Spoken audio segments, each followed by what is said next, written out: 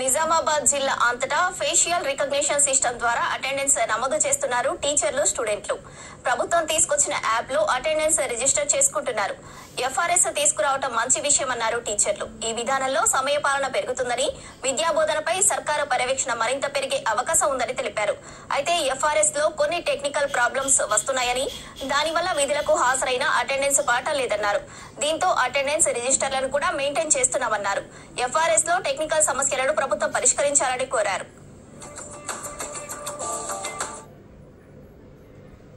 ఆధునిక కాలంలో శాస్త్ర సాంకేతిక విజ్ఞానాన్ని ఉపయోగించుకొని మారుతున్న కాలానికి అనుగుణంగా ఉపాధ్యాయులకు కూడా ఎఫ్ఆర్ఎస్ ద్వారా అటెండెన్స్ చేయించడం అనే ఒక కొత్త ప్రక్రియ ప్రభుత్వం ప్రవేశపెట్టింది. ఈ రోజు నుంచి మరి వాస్తవంగా ఆలోచిస్తే మరి ఇది ఉపాధ్యాయులలో అకౌంటబిలిటీ పెంచుతుంది.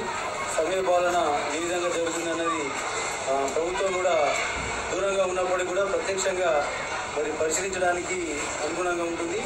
ఇది వాస్తవంగా మరి ఒక మంచి నిర్ణయంగానే భావిస్తున్నాం సార్. దీంతో ఉపాధ్యాయుల బాధ్యత కూడా మరింత పెరిగి మరి మంచిగా విధులు నిర్వర్తించడానికి ఉపయోగపడుతుంది సార్. మరి ఈ ఎఫ్ఆర్ఎస్ ఫేస్ రికగ్నిషన్ సిస్టమ్ని తీసుకురావడము ప్రభుత్వము మంచి చర్యగా భావిస్తూ దీనివల్ల ఉపాధ్యాయులు అకౌంటబిలిటీ, సమయపాలన అనేది పెరుగుతుంది. దీనివల్ల విద్యార్థులకు కూడా లాభం జరుగుతుంది. స్కూళ్ళ పైన పేరెంట్స్కి నమ్మకం కలుగుతుంది. కాబట్టి ఈ విధానము టెక్నాలజీని ఉపయోగించుకొని ప్రభుత్వం దూరంలో ఉండి కూడా ప్రభుత్వం మానిటరింగ్ చేయడం అనేది దీనివల్ల సాధ్యమవుతుంది. కాబట్టి ఇది ఒక రకంగా మన తెలంగాణ ప్రభుత్వం ప్రవేశపెట్టినటువంటి ఈ విధానము సరైనదిగా నేను భావిస్తున్నాను. మన తెలంగాణ ప్రభుత్వము